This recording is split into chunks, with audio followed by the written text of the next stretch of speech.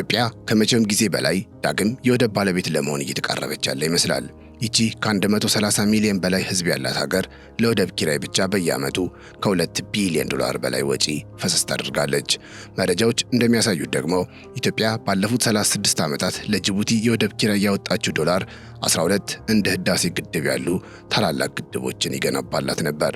ታዲያ ይህ መሆን የለበትም ያለው ይህ ትውልድ የቀድሞ ንብረቱን አሰብን መጠየቅ ከጀመረ ሰነባብቷል። በነገራችን ላይ ጥያቄው እውን ሆኖ ኢትዮጵያ የወደብ ባለቤት ከሆነች ዜናው መሆን ያለበት ኢትዮጵያ የወደብ ባለቤት ሆነች ሳይሆን ኢትዮጵያ ወደቧን አስመለሰች ነው።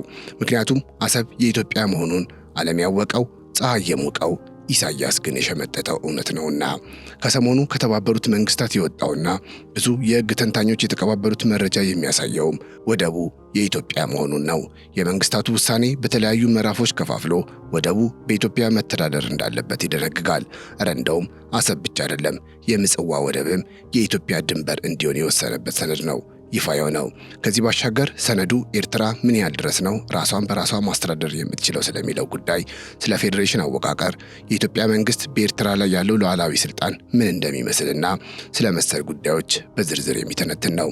በጥቅሉ ይህ ሰነድ ወትሮም ወደቤን መልሱልኝ ለምትለው ሀገራችን በዓለም አቀፍ ተቋማት ዘንድ ተቀምጦ የተገኘ መረጃና ማስረጃ ሆኖ ቀርቦላታል። ክቡራን የገበያ ሚዲያ ቤተሰቦቻችን ኢትዮጵያን በሰላማዊ መንገድ ወደቧን ሊያስመልስላት ይችላል ተብሎ ስለታመነበትና ብዙዎችን ስላስገረመው የተባበሩት መንግስታት ሰነድ ዝርዝር ጉዳይ የዛሬው የልዩ ጥንቅራችን ማውጠንጠኛ ይሆናል። አንቀጽ በአንቀጽ እንመለከተዋለን። ሙሉ የህግ ማዕቀፉን በፒዲኤፍ ማንበብ ለምትፈልጉ ቤተሰቦቻችንም መገኛውን መጨረሻ ላይ እንጠቁማቸዋለን። ከዚሁ ጋር ተያይዞ ግን ስለ ወደብና ስለ ተባበሩት መንግስታት ውሳኔ ካነሳን አይቀር ምናልባትም አብረን ብዙ ስላልተወራለት አንድ ግለሰብ ማንሳት ግድ ይለናል። ሰውየው ግብፃዊ ነው። ቡጥሮስ ጋሊ ይባላል። ከዚህ በፊት ይህን ስም ሰምታችሁ ታውቁ ይሆናል። የዩኤን 6ኛው ዋና ጸሐፊ ነበር። የግብፅ የውጭ ጉዳይ ሚኒስትር ነበር። ይህ ሰው ኢትዮጵያ ወደብ አልባ ሀገር እንድትሆን እንቅልፉን እያጣ የለፋ ሰው ነው። በ1990ዎቹ መጀመሪያ ኤርትራ መገንጠል የለባትም ብለው ሰልፍ የወጡ የአዲስ አበባ ዩኒቨርሲቲ ተማሪዎች ላይ ተኩስ እንዲከፈት ያዘዘ ጭምር ነው። ምን ይሄ ብቻ እንደ ዛሬው ጊዜው ደርሶ ኢትዮጵያ የወደብ ጥያቄ ካነሳች በሚል ስጋት ለግብፃውያን የጦርነት ነጋሪት የሚያውጅ ታዋቂ ንግግር ተናግሮ ያለፈ ሰው ነው ቡጥሮስ ጋሊ። ግብፃውያን ሐውልት አቆመውለት የሚዘክሩለት ግለሰብ ነበር። ለመሆኑ ኢትዮጵያን እንዴት ወደብ አሳጣት?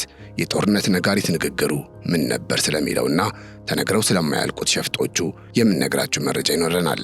እናንተ ብቻ እስከ ፕሮግራማችን ፍጻሜ አብራችሁ እንድትቆዩ እየጋበዝን ቻናላችንን ሰብስክራይብ፣ ይህን ቪዲዮ ደግሞ ላይክ እንድታደርጉ በአክብሮት እንጋብዛችኋለን። አብራችሁን ቆዩ።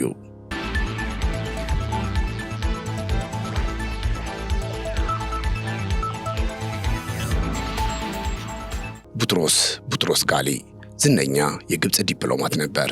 ሕይወቱን በሙሉ ማለት ይቻላል ኢትዮጵያን ለማዳከም ካይሮን ደግሞ ለማንገስ ሲታትር የኖረ ዲፕሎማት ነበር። ሰውየው በ908 የግብፅ ፕሬዝዳንት የነበረው የቡጥሮስ ጋሊ የልጅ ልጅ ነው። በኋላ ላይ ደግሞ የግብፅ የውጭ ጉዳይ ሚኒስትርና የሆስኒ ሙባረክ ቀኝ እጅ በመሆን አገልግሏል። ታዲያ በእነዚህ የስልጣን ዘመኑ ግብፅ በአባይ ወንዝ ላይ ያላትን የበላይነት ለማስጠበቅና ብሎም ባለቤትነቷን ለማረጋገጥ እንደ ወንዛችን ረጅም ተጉዟል። ሰውየው በስልጣን ዘመኑ ካይሮ በቀይ ባህር ዳርቻ ላይ ተጽዕኖዋን ለማስፋት ብዙ እርምጃዎችን ተራምዷል። በአንጻሩ ደግሞ ኢትዮጵያ በውሃ ሀብቷ ተጠቃሚ እንዳትሆን ብሎም በጂኦግራፊ አቀማመጧ እንዳትጠቀም በማለም አሁን ድረስ የተሳካለትን ፖሊሲ መዘርጋት የቻለ ግብፃዊ ነው። ወደብ አልባ ሀገር አድርጎናል። የሰውየው ዓላማና ጊዜ ተገጣጥሞለት ቲፒኤልኤፍ ስልጣን በያዘ በዓመቱ የተመድ ዋና ጸሐፊ ሆኖ ተሾመ። ታዲያ ጋሊ የተመድ ዋና ጸሐፊ በሆነ በማግስቱ የኤርትራን መገንጠል ለማስፈጸም የነበረው ቁርጠኝነት ከብርሃን የፈጠነ ነበር። ምናልባትም በተመድ ታሪክ ውስጥ ለሌሎች የነጻነት ጥያቄዎች ማለትም ለፍልስጤም ወይም ለሶማሊላንድ ከታየው ዳተኝነት ጋር ሲነጻጸር እጅግ የተለየና የግብፅን ፍላጎት በተመድ ካባ ለማስፈጸም የታለመ ነበር። ምን ይሄ ብቻ በጥር ወር 1993 ዓ.ም በወቅቱ የአዲስ አበባ ዩኒቨርሲቲ ተማሪዎች የኤርትራን መገንጠልና የመገንጠሉን ሂደት በመቃወም ጋሊን ለማነጋገር ሲወጡ በእርሱ ትዕዛዝና በመንግስት ኃይሎች ጭካኔ በጥይት ተረሽነዋል። በኋላም ጋሊ ይህንን ግድያ ችላ ብሎ ወደ አስመራ በማምራት ለኢትዮጵያ ሉዓላዊነትና ለሕዝብ ድምፅ የነበረውን ንቀት ቁልጭ አድርጎ አሳይቷል። ሪፈረንደሙ ዓለም አቀፍ ደረጃውን ያልጠበቀና የተጭበረበረ በመሆኑ በወቅቱ የነበረው የሽግግር መንግስት ህዝባዊ ውክልና የሌለውና በወታደራዊ ድል ወደ ስልጣን የመጣ አካል በመሆኑ የሀገርን ዳርቻ የመወሰንና ግዛት የመስጠት የህግ አቅም ወይም ሎከስ ስታንዲ ያልነበረው ነበረ። ቀደም ሲል እንደጠቀስነው በተመድ ታሪክ ውስጥ ፈጣኑ ሪፈረንደም ሆኖ ተመዝግቧል። ከዚህ ባሻገር ሪፈረንደሙ የተካሄደው ሻዕቢያ መላውን ኤርትራን በወታደራዊ ኃይል በተቆጣጠረበትና ሌላ አማራጭ ሐሳብ ባልነበረበት ሁኔታ ሲሆን የተመድ ታዛቢዎችም ሂደቱን ከማመቻቸት ባለፈ የህዝቡን ነፃ ፍላጎት አላረጋገጡም ነበር። ኢትዮጵያውያንን ያገለለ ሂደት ውስጥ ህዝብ የሀገሩን መውጫና የባህር በር በሚወስን ጉዳይ ላይ ድምፁን እንዳይሰጥ ተደርጓል። በጋሊ ዘመን ዩጎዝላቪያ ተበታትናለች። የሩዋንዳ የዘር ጭፍጨፋ የተፈጸመው በቡትሮስ ጋሊ የስልጣን ዘመን ነበር። ሶማሊያ ድብልቅልቋ ወጥቶ ነበር። ጋሊ ግን በወቅቱ የተጠመደው ኤርትራን ከኢትዮጵያ በመነጠል ኢትዮጵያን ወደብ አልባ ሀገር ማድረግ ነበር። ስልጣኑን በመጠቀምና ከሀገር ተፈጥረው ሀገር ከሸጡ ባለስልጣናት ጋር በመሆን እውን የማይመስለውን እቅዱን አሳካ። በእርግጥ ይህንን የጋሊን ተግባር ከሆስኒ ሙባረክ ጋር የሚያያይዙት አሉ። በዚህም ጋሊ የፕሬዝዳንት ሆስኒ ሙባረክ የነበረው የናሽናል ዲሞክራቲክ ፓርቲ ወይም ኤንዲፒ አባል የነበረ ሲሆን ይህ ፓርቲ ደግሞ የግብፅን ብሔራዊ ጥቅም በተለይም በውሃ ጉዳይ ያለምንም ቅድመ ሁኔታ ማስቀደም እንዳለበት የሚሰብክ ነበር። በዚህም የእሱ ተጽዕኖ ነው የሚሉ ተንታኞች አሉ። ታዲያ ቡትሮስ ጋሊ የተመድ ዋና ጸሐፊ ከመሆኑ በፊት የግብፅ የውጭ ጉዳይ ሚኒስትር ዴታ በነበረበት ወቅት የግብፅ ቀጣዩ ጦርነት ከውሃ ጋር የተያያዘ ነው የሚል ታዋቂ ንግግር ነበረው። ይህም ማለት ኢትዮጵያ አቅሟ ተመልሶ እንደ ዛሬው አባይን የመገንባትና ወደብ የመጠየቅ አዝማሚያ ብታነሳ ግብፃውያን ዝም እንዳትሉ የሚል መልእክት አዘል ያለው ንግግር ነበር። በጥቅሉ ቡትሮስ ጋሊ አሊያም ግብፅ ኢትዮጵያን ለማዳከም የተከተሉት ስልት 3 አቅጣጫዎች እንደነበሩት ተንታኞች ያነሳሉ።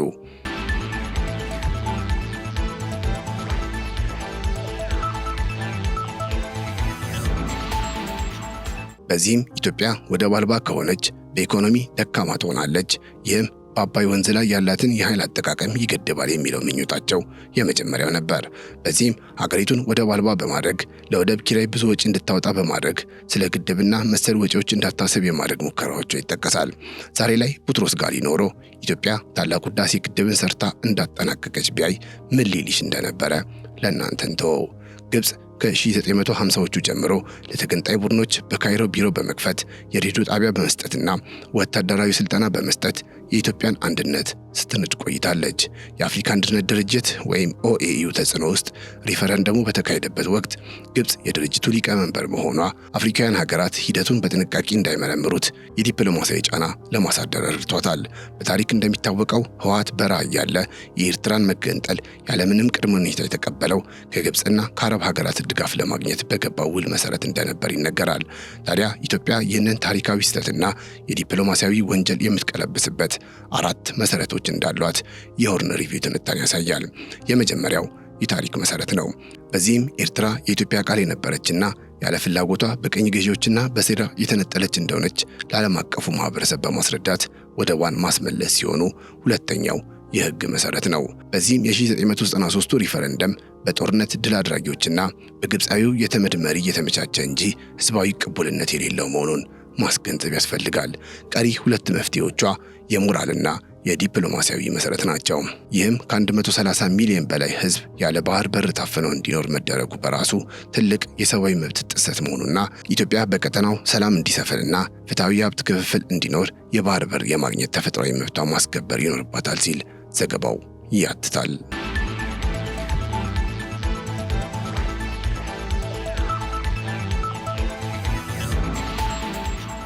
የተከበራችሁ የገበያ ሚዲያ ቤተሰቦቻችን አብራችሁን ስለሆናችሁ እጅግ እናመሰግናለን። እንደ ወትሮ ሁሉ ቻናላችንን ሰብስክራይብ፣ ይህን ቪዲዮ ደግሞ ላይክ እንድታደርጉ እየጋበዝን ወደ ቀጣዩ ልዩ ጥንቅራችን እናመራለን። ቀጥታ ወደ አሰብ። ለኢትዮጵያ ሐቁን የሚያረጋግጥላት ጥያቄዋን የሚመልስላት ሰነድ ከወደ ተመድ ተቀምጦ ተገኝቷል። በእርግጥ ይህ ሰነድ ቀደም ሲል በጠቀስንላችሁ ቡትሮስ ጋሊ በተሰኘው ግብፃዊ ተሽሮና ተደብቆ ቢቆየም እውነታውን ከመውጣት ግን አልተረፈም። ሰነዱ ሪቮሉሽን 390A ህዝባር ቪ ይሰኛል። በሁለቱ ሀገራት መካከል ስለሚገኘው ዲፕሎማሲያዊ ግንኙነት፣ ስለ ወደብ፣ ስለ ዜግነትና ሉዓላዊነት እንዲሁም ስለተለያዩ ጉዳዮች እያነሳ በሰፊው ይተነትናል። ታዲያ በዚሁ መሰረት አሰብና ምጽዋ የኢትዮጵያ ሉዓላዊ ድንበር መሆናቸውን የሚያትተው አዎ የተባበሩት መንግስታት ድርጅት በ1950 አሰብና የምጽዋ ወደብ የኢትዮጵያ ድንበር እንዲሆኑ ወስኗል። ኤርትራ ደግሞ በፌዴሬሽን ራሷን ችላ እንድትተዳደር የፈቀደ ሲሆን ሌሎች ምዕራፎችንም አንድ ባንድ እያነሳ ያብራራል። አብረን እንመልከተው። በተባበሩት መንግስታት ድርጅት ሕግ መሰረት ኤርትራ ከኢትዮጵያ ጋር በፌዴሬሽን እንዲገናኙ የፈቀደ ሲሆን ወደቦቹ ማለትም ምጽዋና አሰብ የኢትዮጵያ ሉዓላዊ ድንበር እንዲሆኑ ወስኗል። ለኤርትራ ሕዝብ የራስን አስተዳደር የመመስረት መብት በፌዴሬሽን ውስጥ የፈቀደ መሆኑንም ይገልጻል።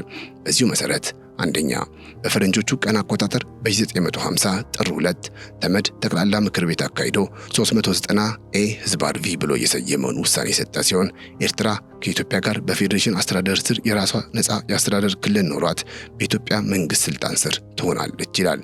በዚህ ውሳኔ ውስጥ ኤርትራ ምን ያህል ራሷን በራሷ ታስተዳድራለች የሚለውንና የኢትዮጵያ መንግስት በኤርትራ ላይ ያለው ሉዓላዊ ስልጣን ምን እንደሚመስል በዝርዝር የሚወስነው ፌዴራል አክት ተብሎ የተጠራ መሰረታዊ የህግ ክፍል አለው። ኤርትራ ውስጣዊ ጉዳይ ላይ የራሷ ህጎችን ማውጣት፣ መንግስታዊ አስተዳደርና ፍርድ ቤቶች የማቋቋም መብት እንዲኖራት ይፈቅዳል። እናም የአስተዳደር ነጻነት እንዳላት ይገልጻል። ሆኖም ግን የውጭ ጉዳይ ፖሊሲ፣ መከላከያ ሰራዊት፣ ሀገራዊ የኢኮኖሚ ፖሊሲን ጨምሮ አጠቃላይ አስተዳደር የፌዴራል መንግስት ስልጣን ማለትም በኢትዮጵያ መንግስት ስር እንደሆነ ተደንግጓል። ከዚህ ባሻገር በኤርትራ ውስጥ ያለው የአስተዳደር ጉዳይ ማለትም የትምህርት፣ የቋንቋ አጠቃቀም፣ መንግስታዊ አቅርቦትና አገልግሎት ወዘተ የኤርትራ መንግስት እንዲመራው መብት ይሰጣል።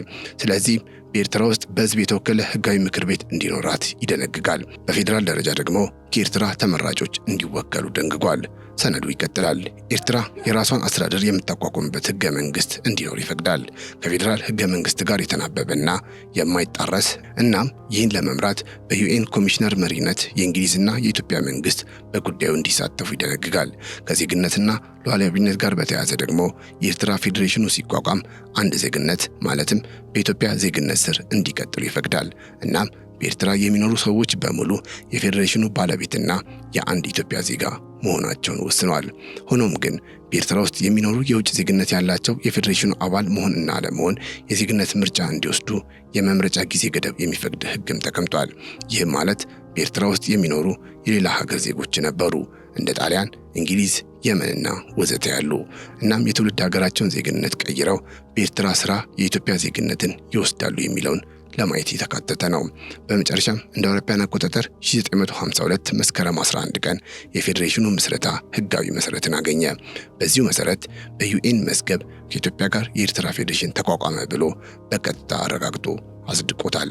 እንግዲህ በዩኤን ህጋዊ ማስረጃ መሰረት ከሄደን የኢትዮጵያ ሉዓላዊነት ስልጣን ሳይነካ ኤርትራን በውስጥ አስተዳደር ራሷን እንድታስተዳድር ይፈቅዳል እንጂ አሰብና ምጽዋ የኢትዮጵያ ህጋዊ ድንበር እንደሆኑ በነጭና በጥቁር ቀለም በደማቅ ተጽፎ ይገኛል።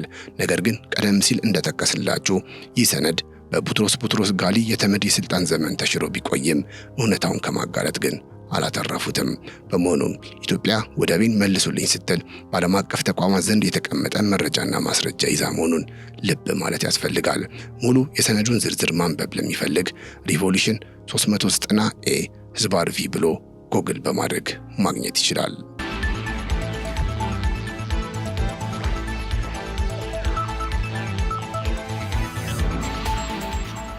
የተከበራችሁ የገበያ ሚዲያ ቤተሰቦቻችን የዛሬው ልዩ ጥንቅራችን ይህንን ይመስል ነበር። አብራችሁን ስለነበራችሁ እጅግ እያመሰገንን ቻናላችንን ሰብስክራይብ፣ ይህን ቪዲዮ ደግሞ ላይክ ማድረግ እንዳይረሱ ስንል በአክብሮት እንጋብዞታለን። በያላችሁበት ሰላም